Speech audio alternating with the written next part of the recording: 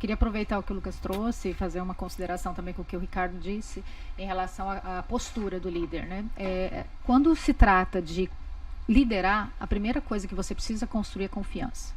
Então, quando você é líder na sua empresa, com seus funcionários ou com a sua família, ir para os seus clientes, porque você se torna um líder no mercado, naquilo que você faz.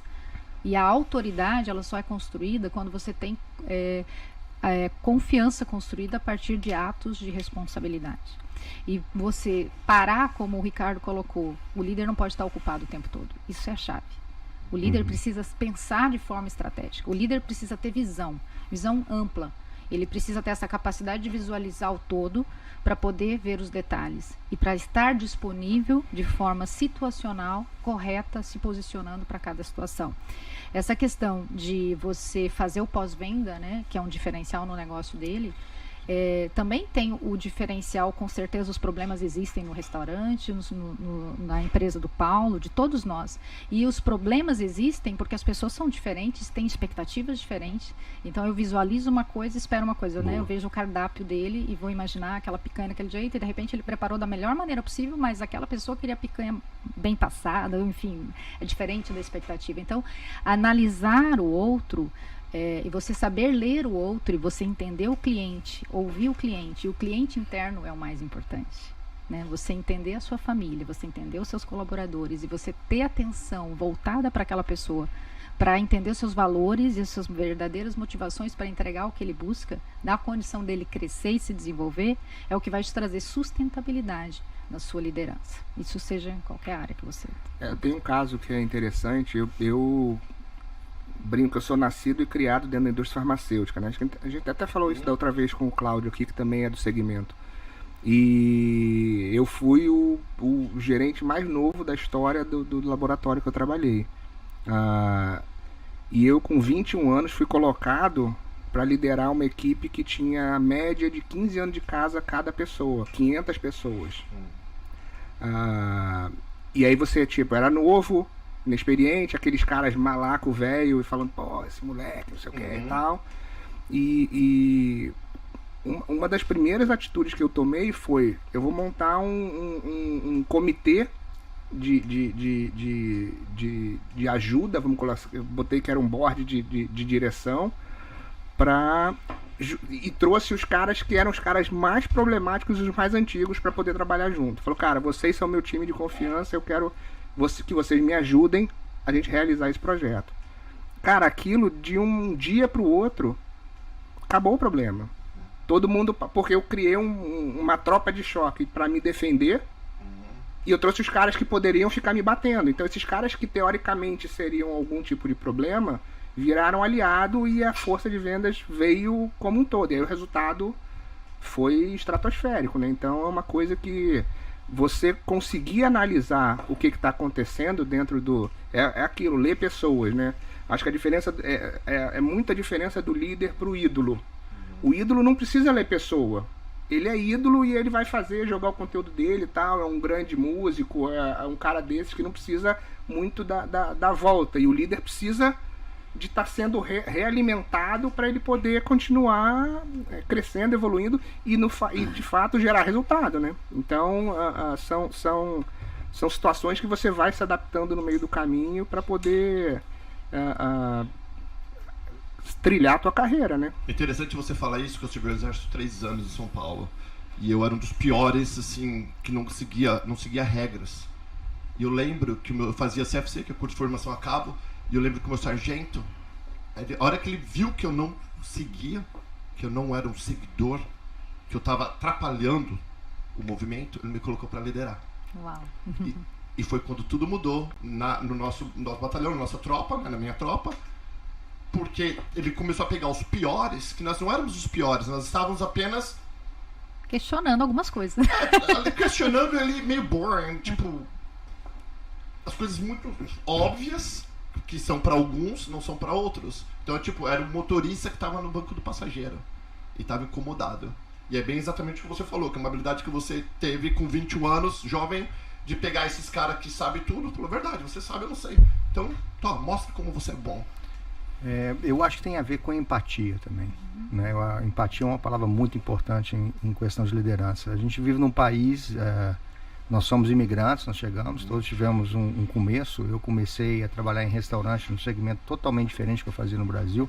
Trabalhava com café no Brasil, provava café, tinha uma torrefação, e vim para os Estados Unidos para o primeiro emprego ser lavador de pratos. Né? E quando a gente se torna um empresário e começa a liderar uma equipe, é muito importante a gente saber que aquela pessoa que está começando hoje, ela está fazendo o que você já fez. Então, às vezes, é preciso dar um passo para trás e fazer junto com ela e mostrar, falar assim, olha, não existe nenhum problema em fazer isso, eu faço também. Então, eu tenho vários momentos dentro da adega que a gente teve um problema com a máquina de lavar, que eu pulei para trás do dish pin e fui lavar prato junto com eles. Então, isso a médio e longo prazo demonstra que ninguém é melhor que ninguém, todo mundo está no mesmo barco e você acaba mostrando para as pessoas o porquê daquilo, porque a importância é a mesma. Sem um lavador de prato, ninguém vai comer. Então, né? Cada um na sua posição fazendo o seu melhor. Isso é fundamental. O que ele está dizendo além do exemplo, que é o que move montanhas, né? O exemplo é poderosíssimo, é você dar significado àquilo que as pessoas fazem, por mais simples que seja. Elas se sentirem importantes, envolvidas e saberem que elas têm um caminho a crescer. O que as pessoas mais desejam não é o salário, é a oportunidade de crescimento. As pessoas não se demitem de uma empresa porque a empresa é ruim ou porque ou elas não gostam do líder, né, ou elas não conseguem ver crescimento. Como o exemplo que você trouxe né, lá no Exército, se você não visse que teria oportunidade de crescer, talvez você seria até expulso, né? Porque você vai rejeitando aquela situação. Então a pessoa não consegue ficar naquele lugar. Todas as pessoas são assim? Você acredita? Todas? Nós temos algumas necessidades, né, básicas que já são estudadas e comprovadas. E uma delas que é muito importante é o reconhecimento e a validação. Então um bom líder, e isso como pai e mãe a gente precisa aprender a fazer, que a gente é muito crítico, né? A tendência nossa do ser humano é olhar o que não está dando certo e criticar. Um bom líder ele precisa encontrar, né, as motivações, né, o que é que funciona para aquela pessoa, do perfil dela, daquilo que ela sabe fazer, identificar a competência dela e dar a oportunidade para ela mostrar o que ela sabe. Dar a oportunidade para ela crescer e ensinar também. Então, dentro do treinamento de liderança, a gente tem um treinamento específico para feedback e nós temos feedback de reconhecimento, feedback corretivo, feedback de validação. Então, cada situação, você não precisa ter um feedback formal. Vou reunir ele na minha sala, agora eu vou fazer um feedback. É todo dia, é toda hora. Aquilo que a pessoa fez, aquilo que precisa corrigir. Às vezes a pessoa precisa de um apoio. Ela quer fazer, mas ela não sabe se ela está fazendo certo. E você precisa sentar do lado dela, pegar na mão e ensinar. E isso faz toda a diferença. As pessoas, quando elas veem que a pessoa se importa com ela vai se comprometer, vai gerar resultado. E quando a gente está falando de 200 empregados, ou 200 colaboradores, 1000 colaboradores, que você fisicamente é impossível não tem acesso a de todos. você fazer. Você tem que ter uma equipe, né? Aí você vem a construção de um time. Porque ninguém faz nada sozinho. Então, quando o negócio é pequeno, isso que você falou é fundamental. Quando o negócio é pequeno, geralmente toda empresa começa pequena, e às vezes começa uma empresa familiar, então você às vezes até se mistura as relações ali de família com o funcionário e tal.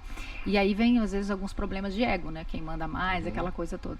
Mas quando você vai crescendo, é importante demais que você aprenda a identificar, assim, as motivações, os perfis comportamentais e vá criando a estrutura, processos, cargos e a questão da motivação também, questão de metas, de bater metas, de financeiro. Então as pessoas querem crescer, as pessoas querem ter a oportunidade de crescer e também de saber que elas vão ganhar o que elas precisam para pagar suas contas. Perfeito. E não é só isso, né? Eventualmente, porque numa empresa dessa, quando você tem, eu cheguei a liderar 2.500 pessoas, você não tem essas pessoas no Brasil todo.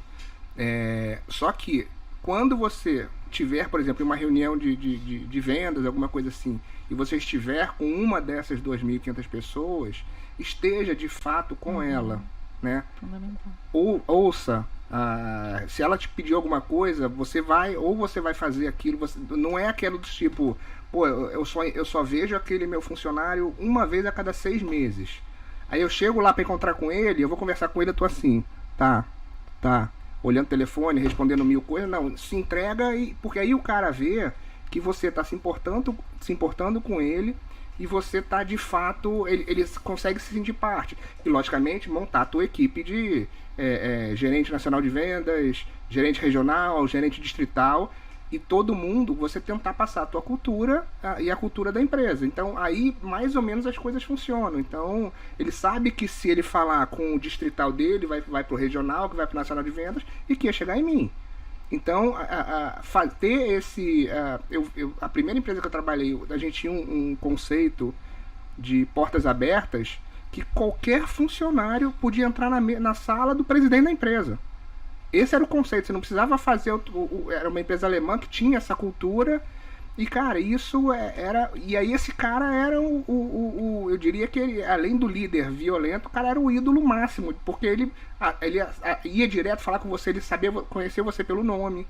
Então são coisas que tem algumas características de liderança que, cara, que isso fazem muita diferença para funcionar do tipo, cara, o cara me valoriza. Então acho que esse é o grande lance de você ter uma liderança boa e que você consegue engajar teu público. Na mídia social é a mesma coisa. Pô, você tem aquele influenciador, mas o cara não responde direct, não tá nem aí pro seguidor, não sei o que lá. Cara, esse cara vai ser um péssimo líder. Porque o cara não escuta, não dá feedback, não interage. Então isso, o liderado, ele precisa se sentir parte. Isso que eu acho que quando o Ricardo fala que ele passa as metas para a equipe, que ele conversa, cara, isso é fantástico, entendeu? Tem muito dono de empresa que fala, não, eu não vou abrir número, eu não vou mostrar, eu não vou fazer, porque senão o cara, sabe, eu acho isso muito errado. Quanto mais você compartilha, maior engajamento você tem de todo mundo que tá à tua volta, né?